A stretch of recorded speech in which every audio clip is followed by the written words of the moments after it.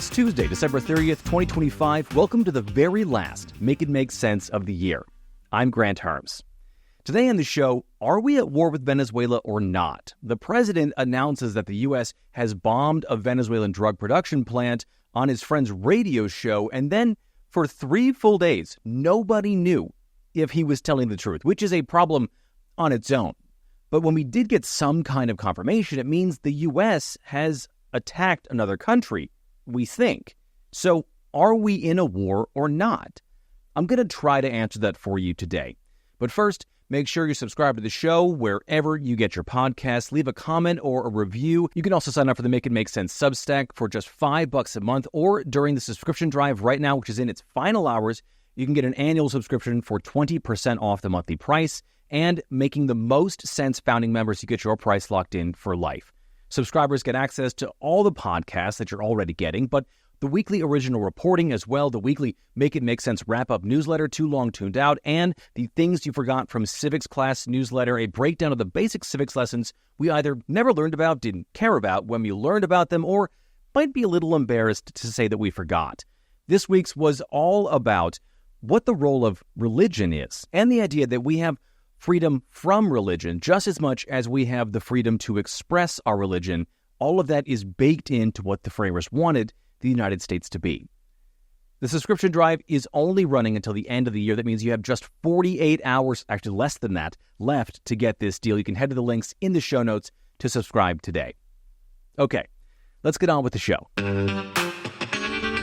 On Friday last week, while many of us were just coming out of our holiday food comas, the president went on a conservative talk show on New York's WABC radio station and said the U.S. had attacked a dock in Venezuela where drugs were suspected of either being manufactured or loaded onto boats. It's not really clear. But those would be the same boats that we've been blowing out of the water for 4 months now that legal and military experts have said is either just illegal or possibly a war crime.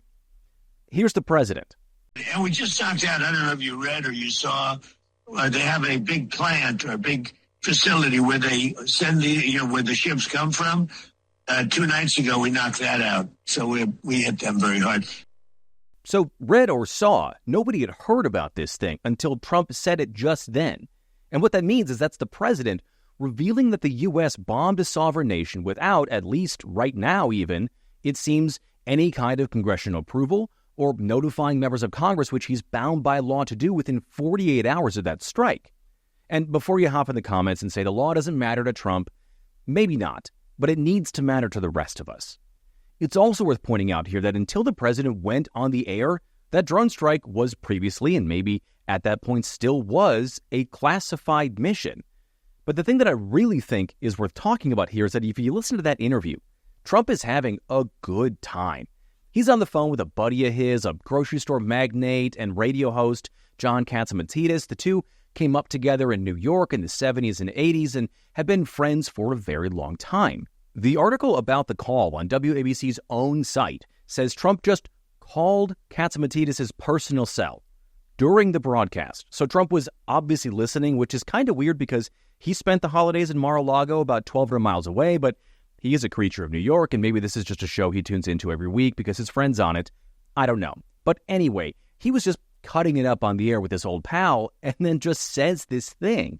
And it makes me wonder, is this how Trump talks to his friends about other national security issues? Is he in the habit of either using the information normally reserved for the president and high-up officials to show off to his friends, or did he just lose himself in this particular conversation? And if this is the kind of thing he's willing to say publicly, what is he saying privately at, say, $1 million a plate dinner at Mar-a-Lago? I don't know. But those are questions worth thinking about here, regardless of how you feel about the U.S.'s ongoing campaign against Venezuela or alleged drug traffickers. Now, that gets us to the fallout from the actual strike itself, because Trump said that on December 26th, meaning the attack took place on Christmas Eve. And then, for a full 3 days, no one could confirm that a strike even happened.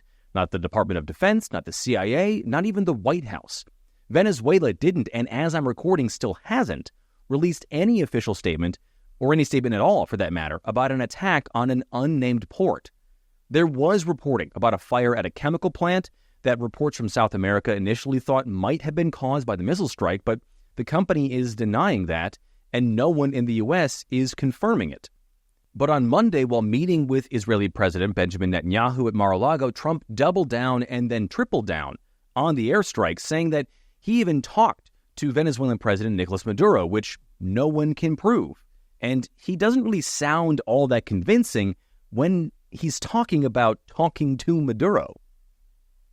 Follow up on Venezuela. Was the facility taken out by the U.S. military, or was it another entity like the CIA? It was well, I don't want to say that. I know exactly who it was, but I don't want to say who it was. But it was along the shore. Mr. President, have you or anyone in your administration talked to Maduro in recent days? Well, I spoke to him. Recently? Pretty recent. Reasonably recent, but nothing much comes of it. Yeah. Mr. President, can you explain the importance You have to understand what he's done. They've sent billions of dollars of drugs in. But maybe just as bad, they've sent hundreds of thousands of people in from jails, from prisons, from mental institutions and insane asylums. The drug lords, the drug dealers were all sent into our country. So there still isn't any evidence that that last part is true. Trump has been saying it for years, and it's never been proven that Venezuela is just emptying out prisons and jails into the United States. Trump also goes on to say that drug smuggling by sea, which he says multiple times, is down 97%. That was and is something that I am not able to prove either, because there's nothing in any government data to suggest that what he's saying is true. And like I've said before in this show, even if it is true, targeting fentanyl trafficking in the Caribbean is a bad way to stop it.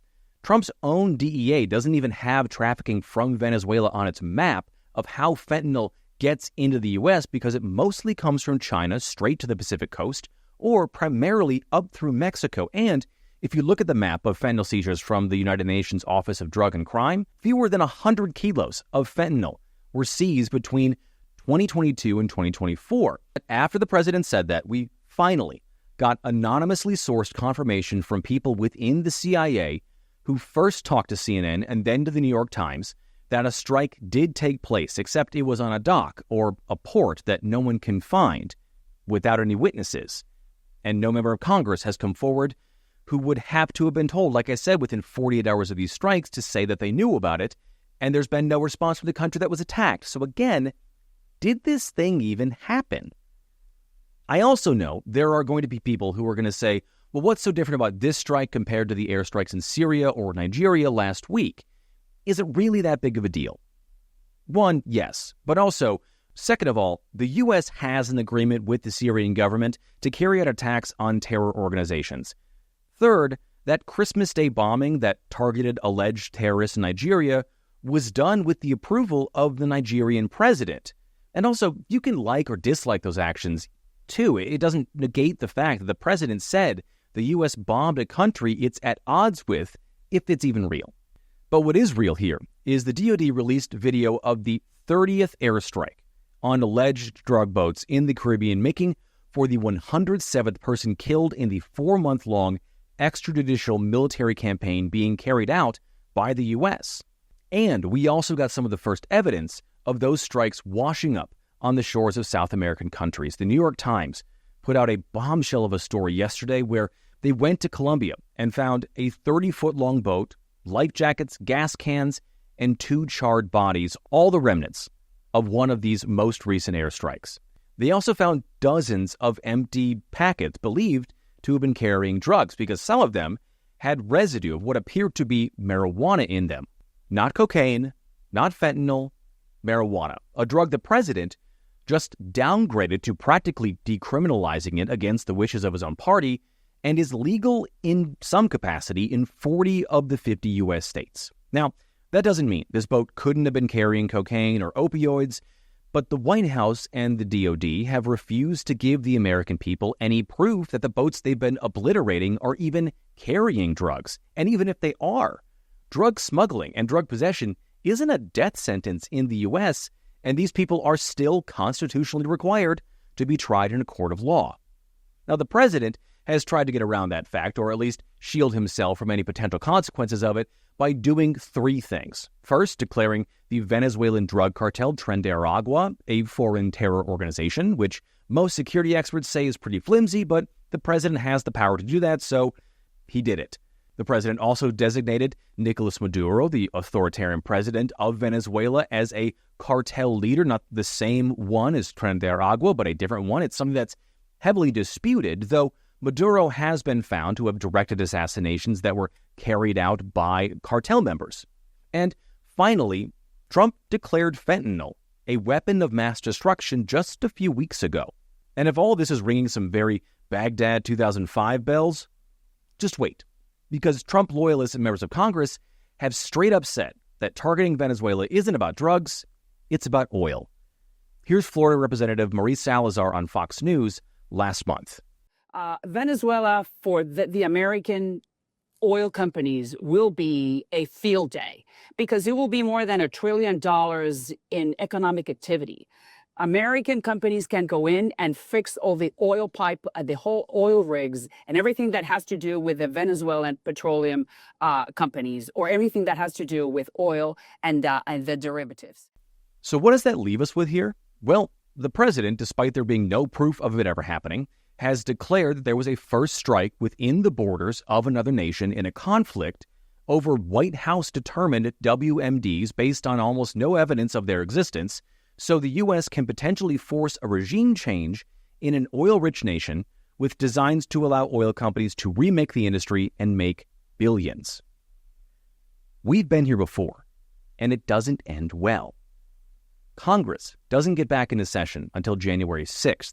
That is a long way off in a fast-moving campaign that's happening right now in the Caribbean, but I have no doubt that when members of Congress come back, they're going to want some answers from either Trump, the White House, the CIA, the DOD, or all of them.